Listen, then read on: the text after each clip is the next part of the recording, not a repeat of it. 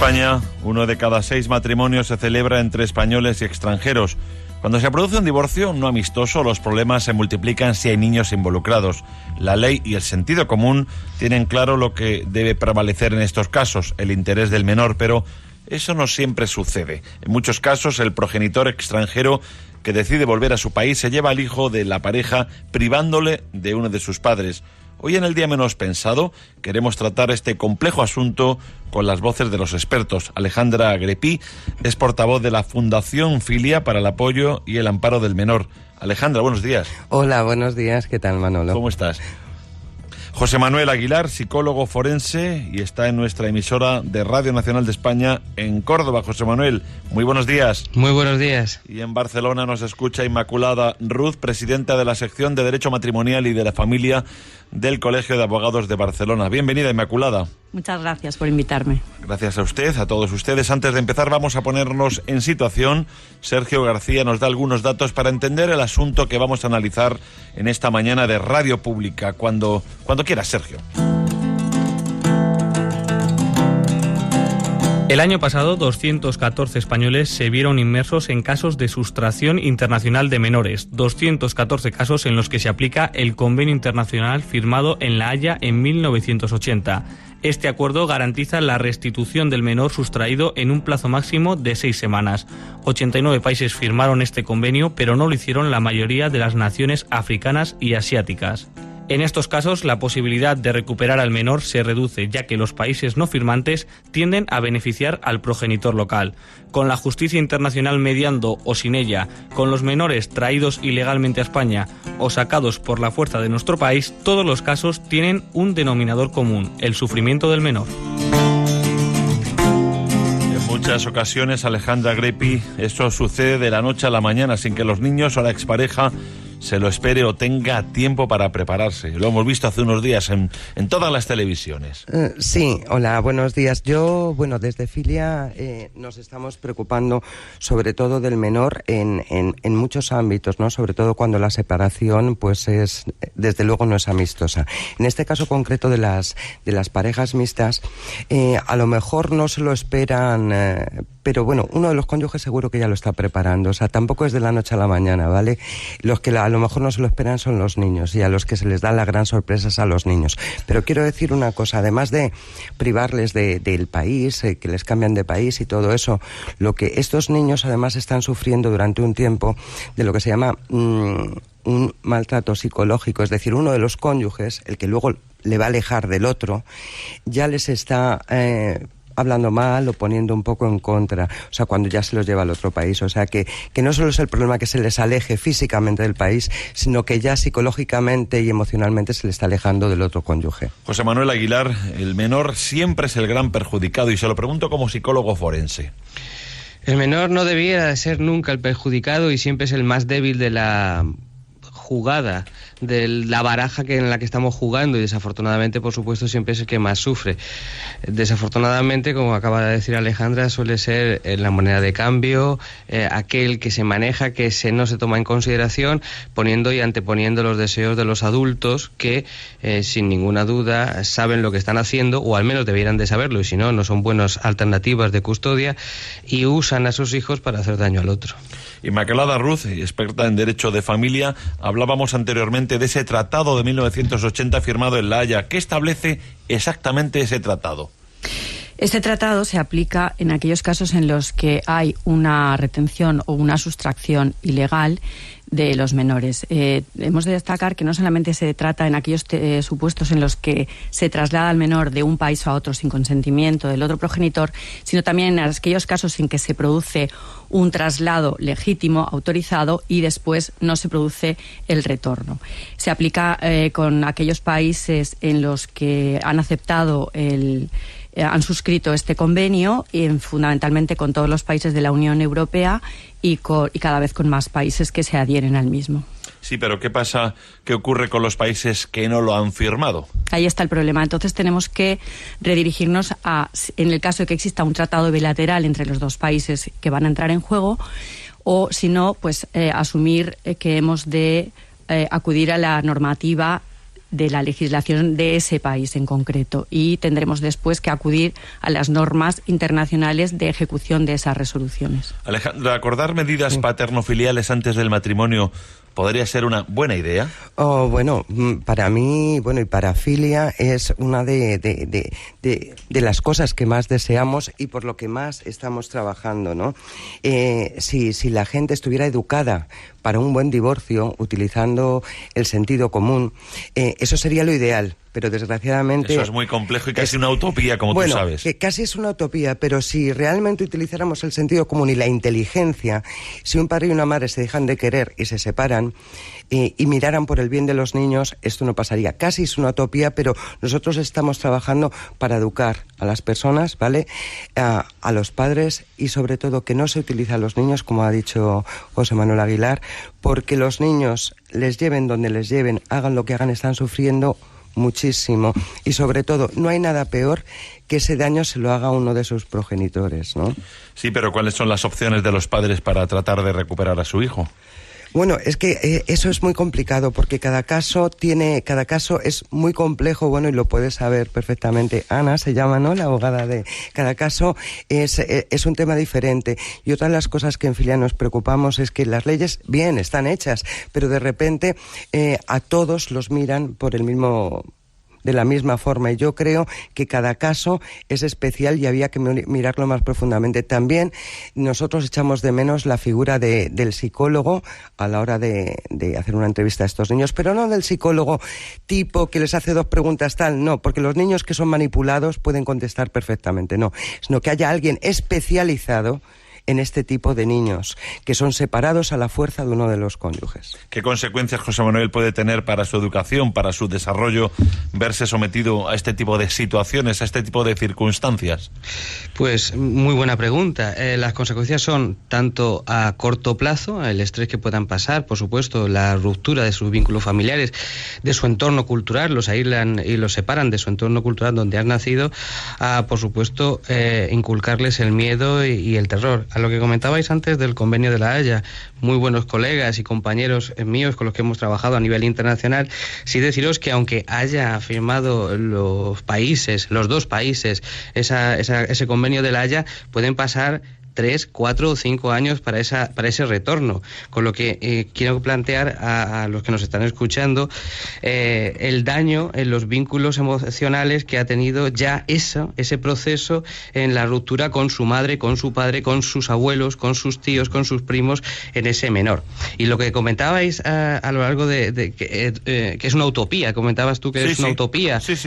Yo francamente considero que a la sociedad se le puede educar, y la considero muchísimo más inteligente que lo que nuestros políticos normalmente consideran a la sociedad. Solamente poner un ejemplo: si hace 15 años alguien llevaba a un niño en el asiento delantero de un coche sin el cinturón, nadie le decía nada. Ahora me encantaría que el locutor llevara a su hijo en el asiento delantero del coche sin el cinturón. El conductor, no el locutor.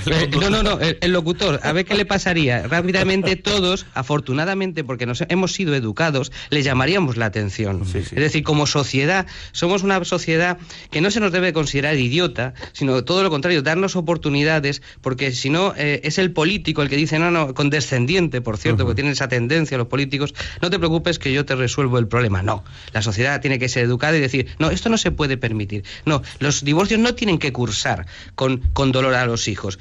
Ya son suficientemente difíciles los procesos para los adultos que requieren ir al profesional, fármacos, terapia, etcétera, para superar un problema tan serio como para que encima metamos a los niños. Entonces, desde Filia, esa labor de concienciación, o desde entidades como esta, Radio Nacional de España, que tienen una labor social, podemos hacer muchísimo para decirles, no, oiga, hay que ponerle el cinturón al niño y hay que poner el asiento de atrás, o bien, hay que divorciarse, de acuerdo, pero esto es un asunto de mayores, no metan ustedes a los chiquillos. Además, Manolo, no te puedes imaginar desde que Filia Filia está presente la cantidad de personas que nos llaman porque no sabían dónde acudir, porque se sienten muy solos ante esto, porque es este tipo de maltrato, le queremos llamar maltrato al menor, un maltrato disfrazado, parece que ni los propios niños se dan cuenta que están siendo maltratados. Entonces, cuanto antes se empiece a trabajar con estos niños y con estas familias, el problema será menor, porque llega un momento que el problema es tarde. Y bueno, yo le quería hacer una pregunta a Ana, de Barcelona. Inmaculada. Inmaculada, he dicho Ana antes, Inmaculada, perdona, encantada de conocerla, aunque Igualmente. sea por teléfono. ¿Habría alguna forma, porque todas las familias que nos llaman se quejan de, y lo que ha dicho ahora José Manuel Aguilar, ese proceso tan largo, lo que sufren los niños, qué pasa con esos niños alienados durante esos 2-3 años que tarda en salir un proceso? Los niños, mientras tanto, están alejados de uno de los progenitores y de toda la familia extensa. ¿Hay alguna forma o se puede seguir trabajando en alguna forma para que eso no pase? Bueno, desde luego lo que tenemos que tener es una mentalización de que, al igual que en la medicina está por la medicina preventiva, en el derecho tendríamos que educarnos y mentalizarnos en esa trayectoria. Cuando se contrae una pareja, de hecho un matrimonio con dos personas de diferente nacionalidad, lo que llamamos matrimonio mixto, pues una de las medidas, por ejemplo, es ya prever y pactar qué pasará en el caso de que la crisis suceda.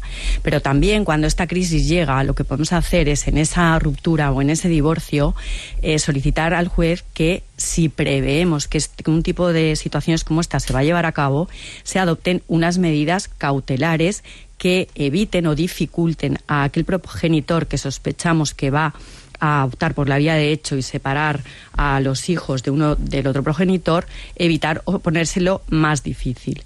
De todas maneras, en aquellos procedimientos en que el convenio ya entra en juego porque el traslado ya se ha producido, también nos permite y regula el convenio la solicitud de un régimen de visitas para, en tanto en cuanto se resuelva la restitución o no, el progenitor que ha sido apartado pueda ejercer este derecho de visitas. Es complejo, evidentemente, y supone el traslado de ese otro progenitor al país donde se encuentra el menor, y no en todos los casos es posible, pero bueno, tenemos todas estas medidas que se conjugan para evitar que ese daño sea tan grande.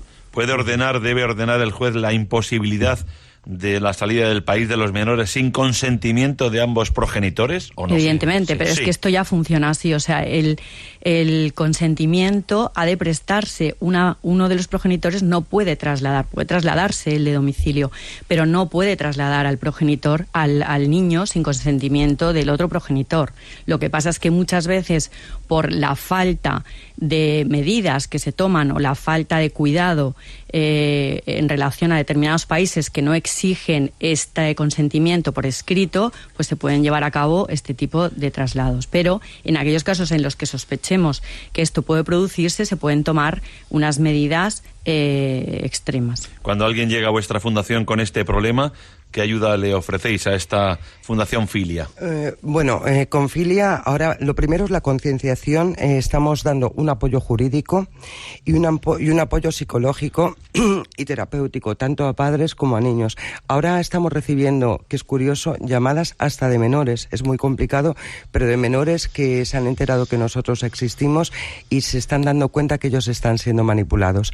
Sé que no solamente del tema que estamos tratando hoy, pero yo quiero dejar esta pregunta en el aire. Si además de que estos niños son separados de uno de los progenitores, cuando ya después de todo ese periodo de juicios, de tal, de no sé qué, después de 2 o 3 años, ese papá o esa mamá llega a ver a ese hijo y ese hijo le dice: es que yo no te quiero ver, es que yo no te quiero. Tú imagina qué duro sería para eso. Y eso pasa porque con el que han estado viviendo se han encargado de que a lo mejor no quiera ver al otro. Eso también pasa. Y desde Filia lo que queremos es que la gente se entere que existimos, que esto ocurre y que no están solos, porque la soledad de este tipo de papás y de mamás existe. Y sobre todo lo que queremos es unos adultos, estos niños de ahora, unos adultos sanos para la sociedad que viene. ¿Esto lo puede hacer un padre solo por amor o hay algo más detrás, José Manuel Aguilar? No es amor. ¿Verdad, José Manuel? Que eso no es amor, es todo lo contrario. ¿Me entiendes, verdad, José Manuel? Perfectamente. Hay tres razones fundamentales, algún que otro juez de familia te diría, y yo afirmo eso, que mueven a esta gente, y es el dinero y el dinero. Y después podríamos hablar del rencor, de la herida narcisista, si quiere hablar desde el punto de vista del psicólogo, es decir, me dejaste, me abandonaste, rompiste el proyecto vital, etcétera, etcétera. Pero jamás es amor. Amor es respeto, amor es considerar al otro en igualdad, y aquí estas personas lo que hacen es anular al otro, lo que quieren es hacerle desaparecer de la vida suya y del hijo. Entonces esto nunca puede ser considerado ni muchísimo menos amor. Y a lo que comentaba Alejandra y por supuesto Inmaculada, sí, a nivel jurídico se pueden tomar determinadas medidas previas, pero nunca van a llegar a ser efectivas y el juez las puede modificar en cualquier momento, aunque el matrimonio previamente a tener incluso hijos las hubiese adoptado, o la pareja.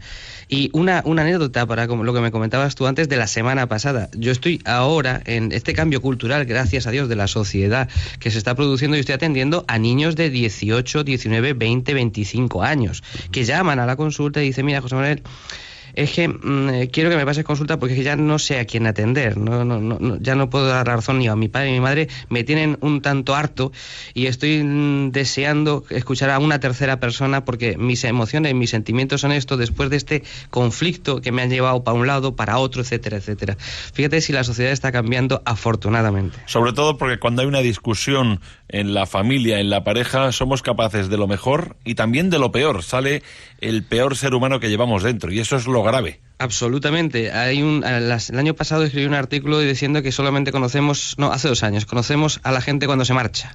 Y es ahí cuando realmente, y eso salió de un debate entre psiquiatras y psicólogos, forenses todos, hablando de cómo... Claro, pero lo que ha habido en el intermedio, eso es lo grave también. Claro, sí, pero realmente ves el tamaño de esa persona cuando, pudiendo aprovecharse de una situación, no se aprovecha, o cuando se le da la oportunidad, se aprovecha, pasando por encima del hijo, pasando por encima de las emociones, pasando por encima de las propias necesidades del chiquillo. Vamos a canalizar información, la página web de la Fundación Filia, Alejandra. Sí, www.fundacionfilia.com, y luego también tenemos un correo electrónico info@fundacionfilia.org y un teléfono de ayuda que cada vez tenemos más llamadas, que es 91 007 5154. Os agradezco mucho que nos hayáis invitado porque Filia cada vez es más conocida, pero queremos seguir ayudando a gente. Estamos haciendo talleres grupales, individuales, tanto para adultos como para niños. Muchísimas gracias. Gracias, Alejandra, Inmaculada Ruz, José Manuel Aguilar, y a nuestros compañeros de Radio Nacional de España en Córdoba y Radio Nacional de España en Barcelona. Buen trabajo y muchas gracias a los tres por haber estado en esta tertulia hoy en el Día Menos Pensado. Muchas gracias. Adiós, gracias a vosotros. Adiós, buenos días. Adiós, Alejandra. Pues, ¿te quieres comer el micrófono? ¿Eh? Sí. Es que sí, además no lo oculta.